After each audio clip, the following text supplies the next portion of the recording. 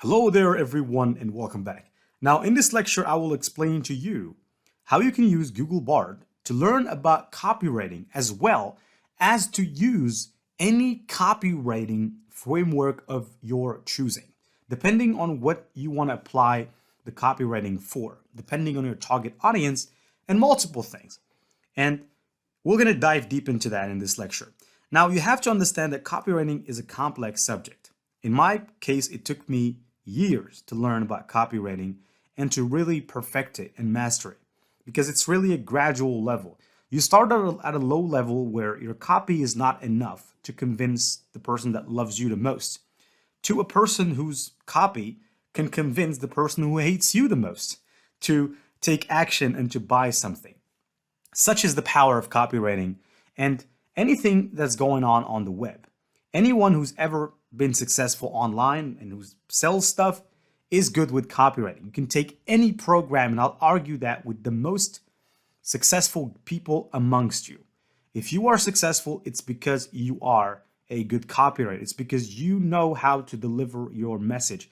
Your brand's message and value, you can easily transmit that to people and they can see the value in it through copywriting. And if that wasn't the case, nobody would purchase anything from anyone. So copywriting is very important. It's a big deal. That's the first thing I learned when starting out online. As a matter of fact, I was a copywriter for a long time and sure did make quite some good money from copywriting back in the golden era of copywriting. Now, here, in order for you to learn about copywriting, you have to learn two things. Copywriting can be used either as a freelancer, so you can go and freelance on Fiverr. And I've shown you an example already. You can go and check that out. And I'd like you to go right now, if you're watching me, go to a platform such as Fiverr or Upwork and just look at how much people are getting paid for copywriting services, just to kind of get the feel of how valuable the field of copywriting is. And the thing is that you can apply copywriting to almost anything. You can apply it to a landing page, sales page, a funnel, emails, LinkedIn, Facebook, Instagram, everything you do, you can apply copywriting to it. And so, but you have to learn it first. In the past, to learn anything, without these artificial intelligence tools such as Google Bard and ChatGPT, you'd have to go and learn it yourself. I would say the hard way. Now you don't have to do that. You can just come here, ask a single prompt. I want you to teach me about all the powerful copywriting frameworks and to tell me in when to apply each one. Now let me enter, and it's basically going to take a little bit of time. It answers one at a time. It's not like ChatGPT where you can see ChatGPT answering your question. Google Bard actually takes its time, but it gives you the answer straight away. Now over here, it's telling us, sure, here are the most powerful copywriting frameworks and when to apply them. So for instance, it tells you about AIDA. This is a classic copywriting framework that stands for attention, interest, desire, and action. It's a great framework to use when you're trying to sell a product or service. So in the past, salesmen, what they used to do is knock on doors. They knocked on doors, and if they were lucky, the person that they knocked on the door of would agree to purchase something from them because they needed it at that time. But if someone didn't want it, didn't need something, they would just shut the door in their face. Now that is no longer the case. That is no longer the way that you can sell people on stuff. You can't just walk to a person down the street and say, buy this, buy my course, buy my product, buy my book. Nobody would talk to you. Nobody would even give you time of day. But when you use these copywriting frameworks, you subconsciously make person believe that it is in their best interest to purchase something from you, as opposed to you getting rich from it. They don't see it that way anymore. They stop looking at you as the sales crook, as someone who's just trying to be rich off of them or trying to get money out of their pockets. It's very important that people understand that it's good for them, not just for you. And so AIDA is a copywriting framework that follows a structure. It begins by attracting attention, and then interest, picking interest and instigating, and then desire, basically making the person desire that solution, and then action. We can have many examples. I can tell you, if someone, for example, is looking to get rich, you can start your advertisement on Google or your blog post or whatever content you'd like to create using AIDA. And you can say, I have a Ferrari, and you can show a picture of you in the Ferrari or in the McLaren or the Lamborghini, any car of your choice, or the Bugatti. So once you've done that, you've had the attention of those people. Those people now are going to listen to you. They're going to say, hold on a minute. This person is in a Ferrari. The reason why I'm explaining this is because that is very important to get that attention from people, because without that attention, you cannot tell them anything. You cannot program their minds to do anything, because then to them, you don't mean anything. And we live in an attention deficit economy. People don't give you attention unless you have something special. And online, these are the things that can actually enable you to get the attention, is to basically pick that attention with something amazing.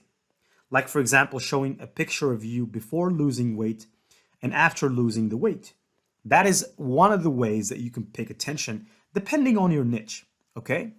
Or you can show them a picture when you were not muscular and the picture where you are really buff and muscular, okay? Now, once you've picked their attention, you move them to the next step. I'll try to go as fast as possible. You move them to the next step of picking their interest, of showing them, I was poor.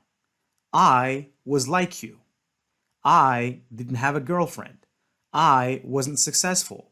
And so you can start outlining all these things that make people interested to know more about you, because then to them, you're that rich guy that was poor, that made it now and is no longer poor and has basically escaped the poor mindset or a bad place, and that you could be their coach to save them. You could be their savior, okay?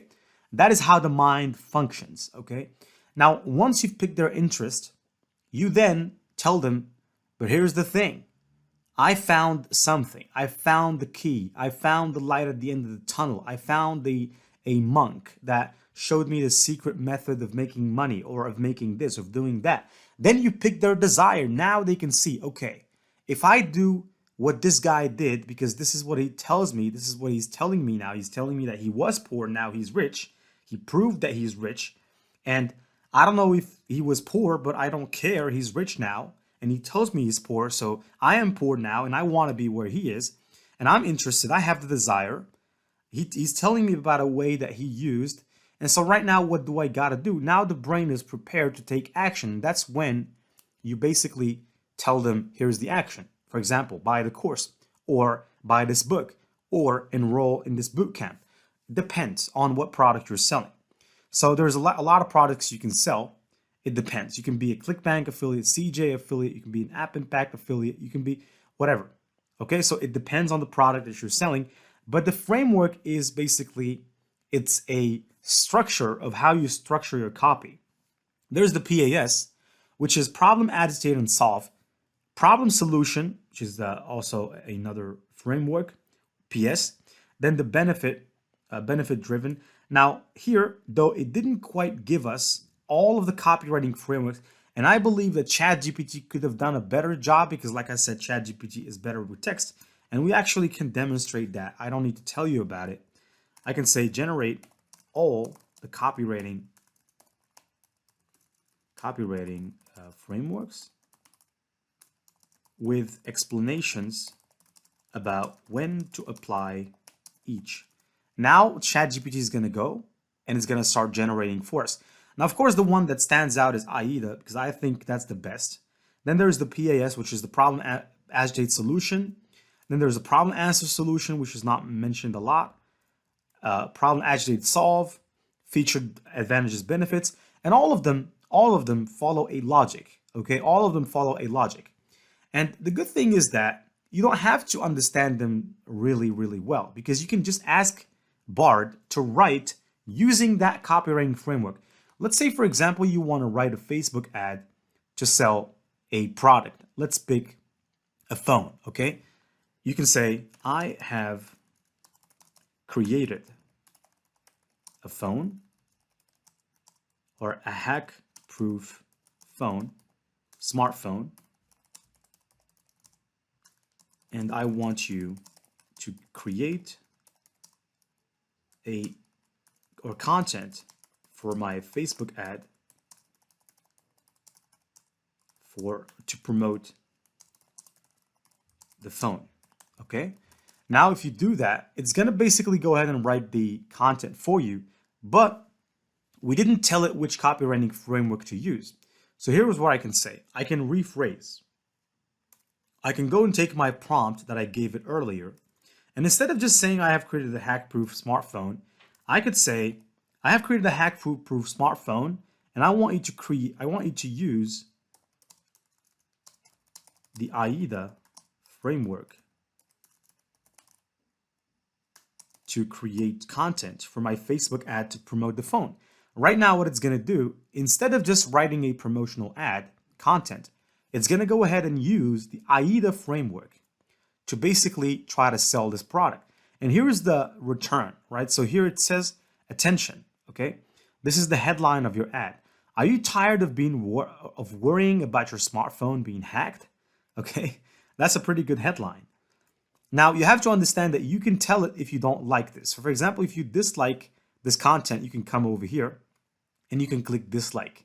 Even though I would like you not to dislike something that you didn't read entirely, so go ahead and read it entirely before leaving your review, because that will impact Google Bard, right? So we want to feed Google Bard with the real data that's coming from our heart so that we can make sure it gets better. Now, because if it gets better, it's good for us as well. So here, that was just an advice there. Now, the body of the content here is your smartphone is full of personal information, including your contacts. Okay, see here, we're picking attention, photos, bank accounts, and more. If your smartphone is hacked, all this information could be stolen. So here, we're almost using the fear factor to get the attention of people. It's basically, that's what Bard is doing. And now it's going to move from the fear, which was a motivation enough to get people to get to attention. So we got their attention now. And now it's saying, introducing the world's first hack-proof smartphone, and you can attach the phone name, etc. Is equipped with the latest security features, including a hardened operating system, a secured processor, and a tamper-resistant hardware module, and so on and so forth. Right now, it is using Desire. With this phone, you can finally relax. So you're almost giving them a feel of what the dream is going to be. You don't have to worry about your data being stolen. You can stay connected with your friends and family, do your banking, and shop online without fear of being hacked. Attention or action, order your phone today and protect your data from hackers. And a call to action, click here to learn more and order your phone family or phone name today. So here it has written a content for the entire Facebook ad for you, just for you.